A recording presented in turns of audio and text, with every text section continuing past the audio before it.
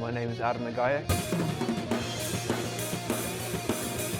I'm the drummer. My name's Owen Krause. I play guitar. My name's Ciaran Mahony and I'm the bass player. My name is Liam Carroll. I play electric guitar and I sing.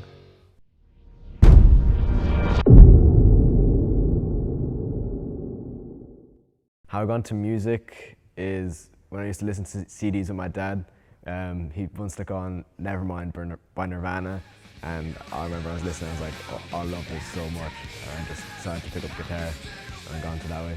So I first got into music when I was around 5. I always had a drum kit at home, whether it was banging on pots and pans or like my first little toy kit. When I was around 8, I got my first professional drum set. That's the same one that's back there. And I've been kind of on and off, but then when I was around 10, I really got into music. It started actually with hip hop and rap and stuff. Then that got me into bass guitar, which then got me into different genres of music, heavier genres of music, and that got me into drumming. That got me into drumming every single day. I was practicing 24/7. Since then, I could say I've been drumming professionally since I was around 10, something like that.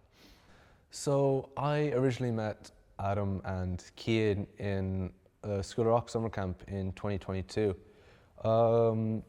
but we didn't form as a band until the next year, where I met Adam again. He came up to me with another person he met, previous Sean, and they asked me to join a band that they were working on.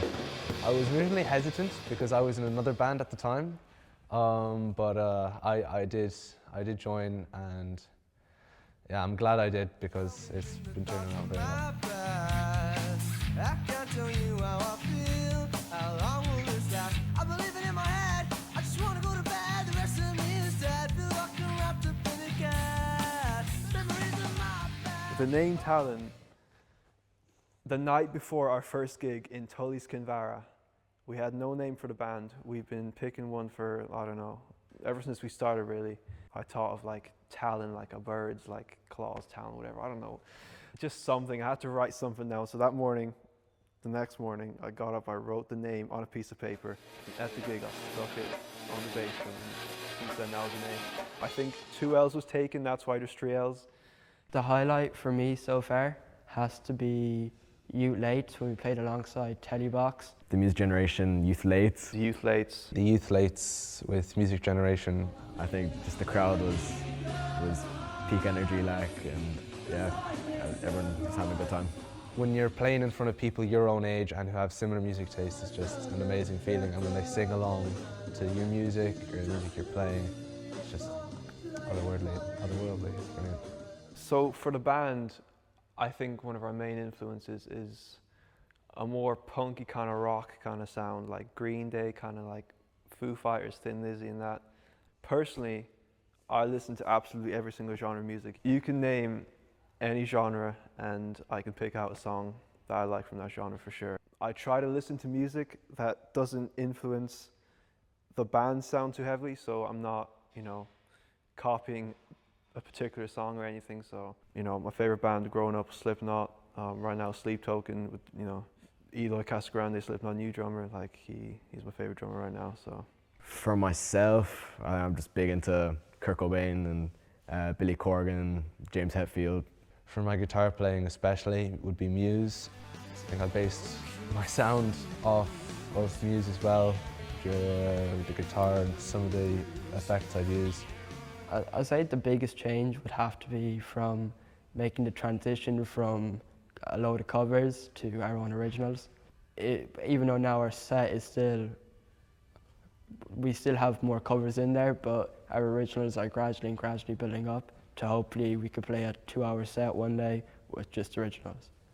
One of the biggest changes I've seen would be just how we've improved as musicians. I remember looking back on some videos, we used to record a lot of our first band practices, and just the quality of how we play and of what we write has greatly improved since then.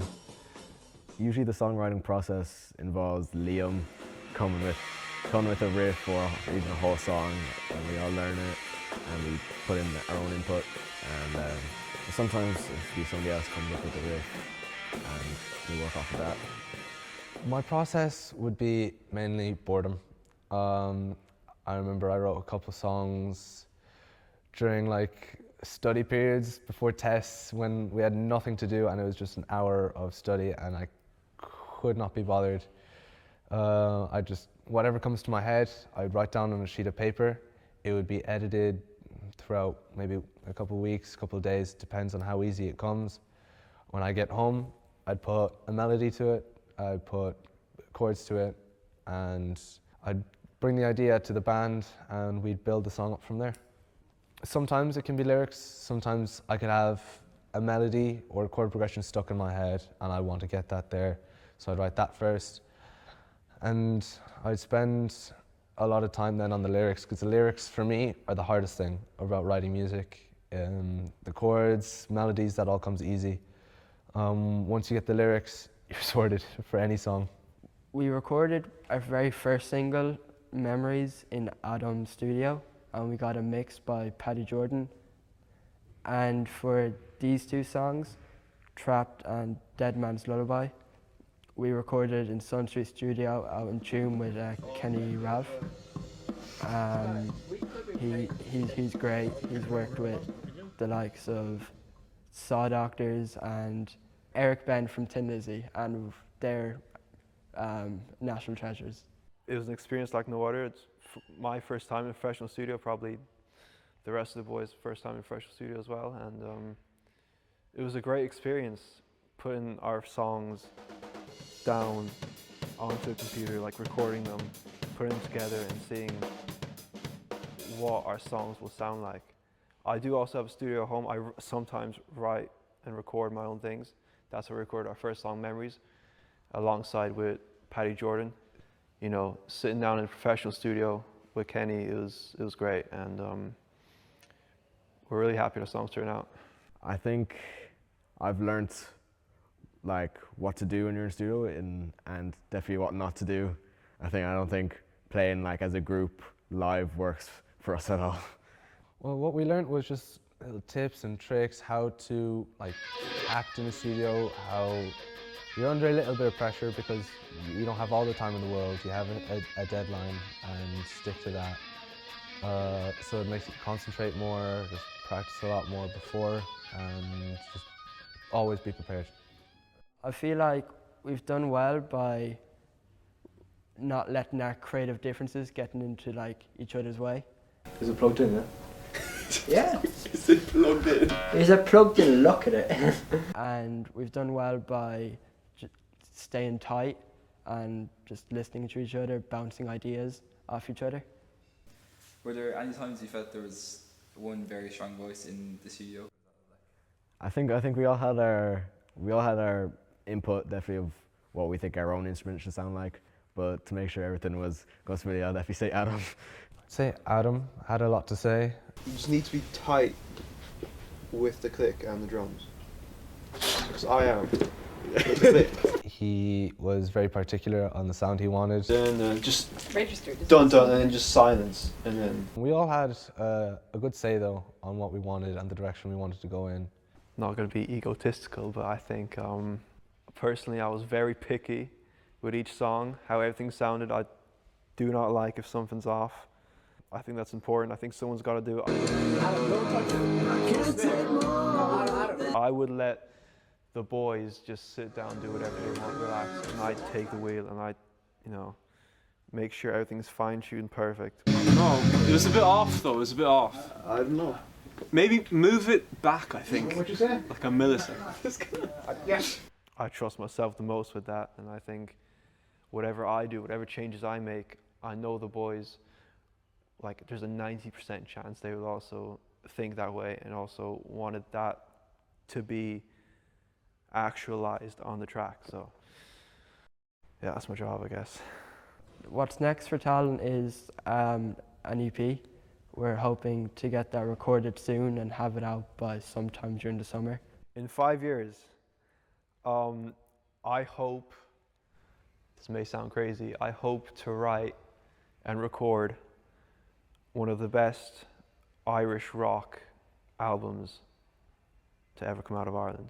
Maybe crazy, maybe a crazy goal, but I think we can do that. I'll make sure of it, because that's what I've been put on this earth to do. If we were to write our first album, I'd go through every song and I'd make sure it is up to, well, not only my standard, but I think what would be one of the best albums coming out of Ireland in the last maybe 10 years or something.